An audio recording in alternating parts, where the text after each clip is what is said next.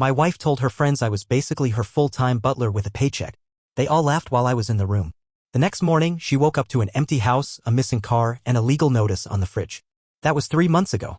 Now she's standing outside in the rain, screaming through the mail slot, "Please, I'm sorry." She called me her butler. No. Worse.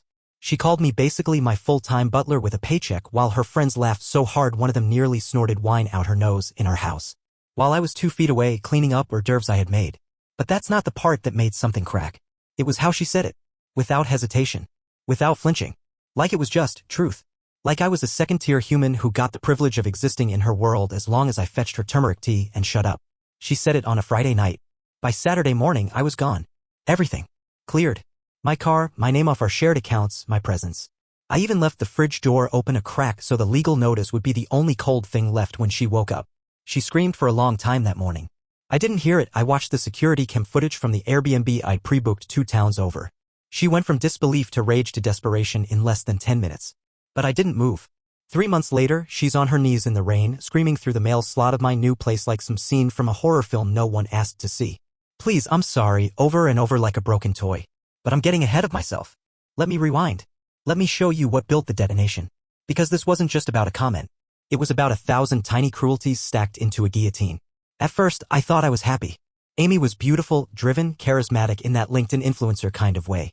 We met at a startup conference. She said I had golden retriever energy and I thought that was a compliment. It wasn't. What she meant was I was loyal, eager to please, harmless. The kind of man who'd laugh at her jokes and carry her laptop bag and make dinner while she posted filtered selfies with captions like, "Hustle hard, hydrate harder." She worked in PR. She was good at it. Too good. Everything about our relationship was an image curated, managed, spin-doctored into Instagram perfection. We had a morning smoothie ritual. I blended the kale, she took the boomerangs. We had balanced finances. I paid the bills. She handled the decor and self-care budget. We had equal roles. I worked 50 hours a week and cooked, cleaned, and emotionally supported her through 5 friend group dramas. She went to Pilates and rebranded herself every 3 months. And the thing is, I didn't mind. At first, I liked taking care of her. But slowly, subtly, I became a ghost in my own house. Her friends came over and I was the helper. The one who brought wine refills and disappeared into the kitchen like a trained butler. At parties, she'd introduce me with phrases like, "This is my husband, he's a saint," or "I don't know how he puts up with me," which made everyone laugh. But never her. Just everyone else. Then came the spreadsheets. She started tracking everything I did. Not for money. For emotional labor points. If I forgot to take out the trash, that was -5 points. If I reminded her about her mom's birthday, +2.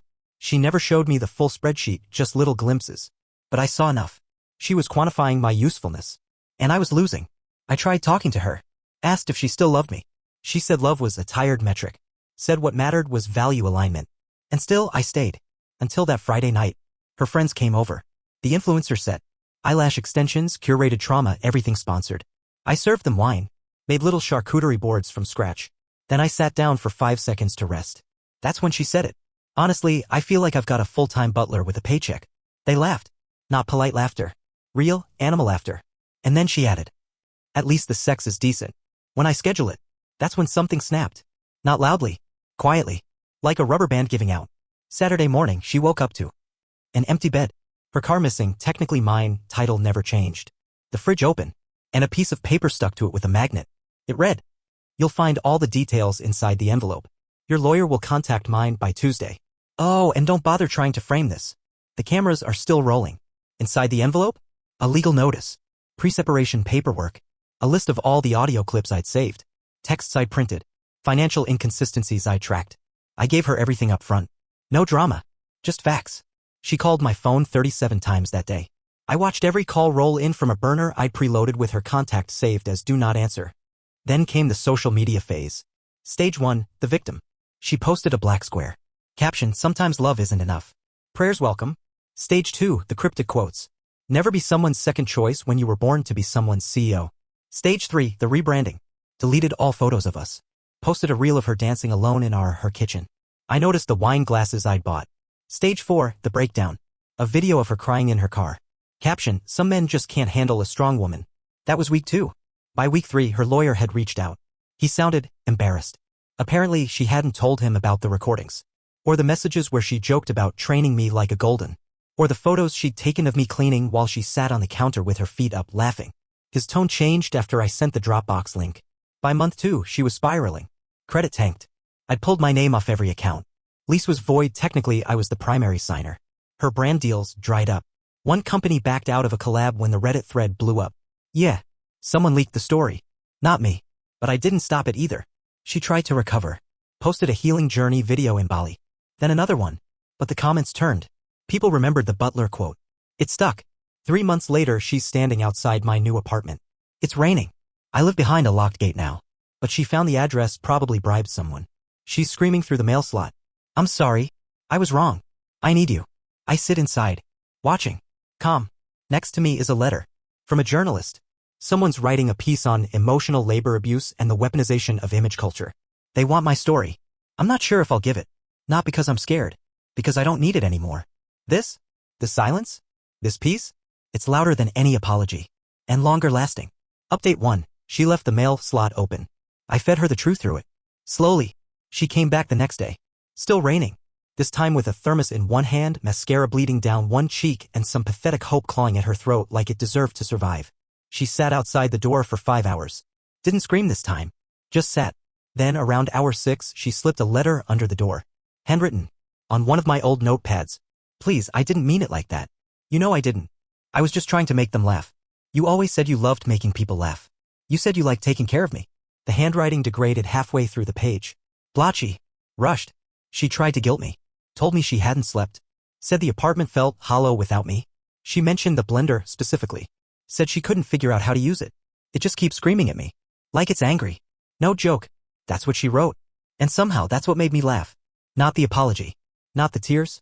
The blender. Because she couldn't even blend her own smoothie. I didn't answer the letter. Instead, I wrote one of my own. Slipped it halfway through the mail slot like a feeding tray in a padded cell. You said I was your butler. I believe you.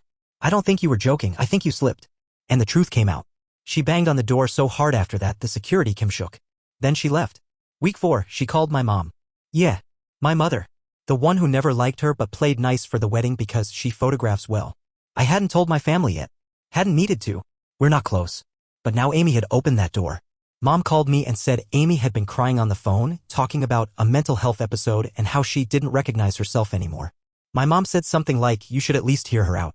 I said, did Dad hear you out after the second concussion? She hung up. So yeah, the rot runs deep. Amy posted again. This time a reflection reel. Stock music. Slow zooms on her face, damp eyes, candlelight. Overlaid captions. Sometimes we break the people we love. Accountability isn't cancel culture, it's growth. I'm learning. I'm healing. I miss him. Then she made a public post that started like this. To the man who did everything for me, I failed you. Not because I didn't love you, but because I didn't know how to see you. The comments were split.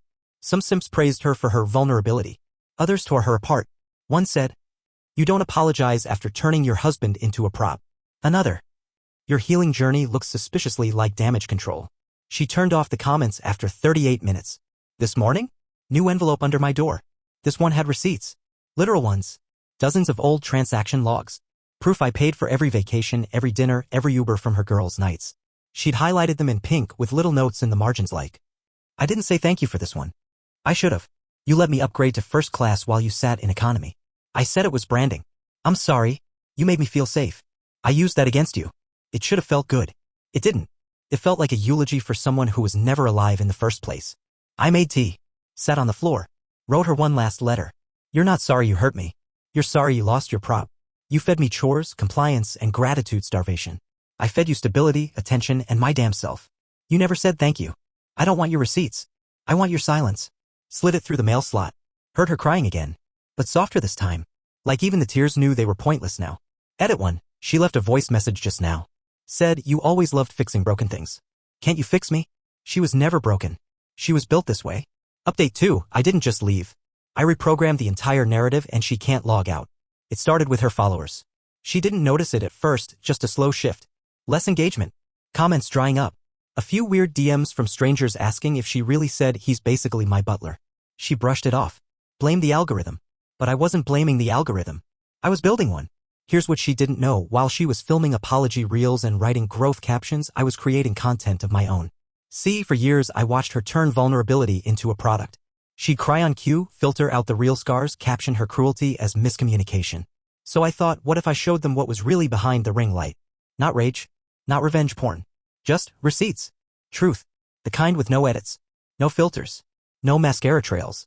I made a subreddit. r/Butler with a paycheck. Just that phrase. A quote. No names. No photos. No locations. Just stories. Mine at first. Then others joined in. Hundreds. Thousands. Husbands. Wives. Partners. Exes. People buried under smiling, curated oppression. People like me. It blew up faster than I expected. Screenshots. Diaries. Audios. Leaked daily task lists from spouses who'd turned love into subservience. The posts were brutal. Worse than mine. People with kids, broken credit, anxiety attacks triggered by the sound of wine glasses clinking. Amy's quote, full-time butler with a paycheck, became a meme. It was on t-shirts. Twitch chats. Someone made a TikTok dance to it. Satire. A jab at emotional servitude. And then someone found her. I never mentioned her name, but someone in her circle connected the dots. A petty ex-coworker, maybe? One of the friends from that wine party. They dropped the receipts. A screen recording. Her laughing. Saying the line. My hands in the background, clearing plates. It got 2.6 million views in 12 hours. And Amy? Amy went radioactive. Brand deals dropped her. She posted a 17-minute clarification video where she cried into a linen napkin and said people were weaponizing context. Then she went quiet. No posts. No likes. No stories. But I knew what she was doing. She was plotting a rebrand. That's when I deployed the final blow. I bought the domain butlerwhythepaycheck.com. Launched a resource hub. For men and women in one-sided partnerships. Not the obvious abusive ones, the insidious kind. The ones hiding under partnership and quirky power dynamics. Legal templates. Exit plans. Financial calculators. Screenshots of common gaslighting patterns from influencer marriages. It exploded. Mainstream press picked it up. Digital martyrdom, one article called it. The fall of Amy R. They didn't even use her full name. That hurt more than the exposure. She wasn't infamous. She was irrelevant. Her name became a placeholder for the kind of partner no one wanted to be. Last night, I checked my door camera. She was back. Hood up. Face swollen. Just standing there. She didn't knock. Just whispered something to the door. You didn't have to destroy me. She's wrong. I didn't destroy her. She uploaded herself. All I did was hit play. Edit 2. Someone sent me a photo of a thrift store shelf, her branded self-help journal sitting unsold, dusty. Sticker on the cover said $1.00 or less. Sometimes poetic justice is just clearance pricing. Update 3. She tried to delete herself. The internet said no. And then she asked me for permission to exist. After the subreddit blew up, after the podcast interviews and New York Times sidebar mentions, after Butler with a paycheck became a catchphrase in divorce attorney commercials, she vanished. Not legally. Not physically. Digitally. She nuked everything. Her Instagram? Gone. Her YouTube? Wiped. Her Etsy store? On hiatus for mental health reasons. She deleted over 7 years of curated living, sunset yoga, brand collabs, passive-aggressive I married beneath me reels, like dragging a folder to the trash and emptying it before you can think twice. But it was too late. You can't delete something people have memorized. People had screenshots of her Canva templates. Her followers, former followers, started reposting her old content with brutal edits. One girl stitched her quote over images of tired men scrubbing bathrooms.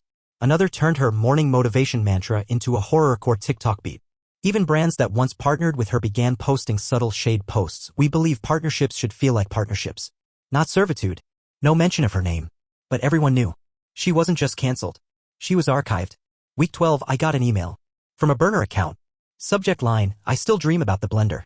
It was her. No hello. No please. Just this. You rewrote the narrative. You made me a cautionary tale. I can't even get hired at a content farm now. Do you know what it's like to be too toxic for a clickbait listicle? I didn't answer. She followed up 3 hours later. I'm not asking for forgiveness. Just, can I exist? Can I have a version of myself that's allowed to breathe again? She was asking me for permission to exist. Not the internet. Not her friends. Me. Like I was the moderator of reality now. And I realized something. She still didn't get it. She thought this was about her. About punishment. About social karma. But this was never about that. This was about the hundreds, thousands of us who'd been turned into background characters in someone else's life story. And now? Now we were writing our own. I sent one final message. You were never the main character. You were the ad break. We just finally hit skip. Blocked the burner. Changed my email. Muted her name in search. She doesn't know where I live anymore. She'll never hear from me again. Final thoughts? There's no redemption arc. There's no lesson about healing or reconciliation. She lost her platform because it was built on someone else's back. And when the back stood up and walked away, her empire crumbled like a sandcastle hit by a tide no one saw coming. Final edit, someone painted a mural in Brooklyn, a faceless man holding a tray, walking into the distance with the words, "I quit." Find your own damn line.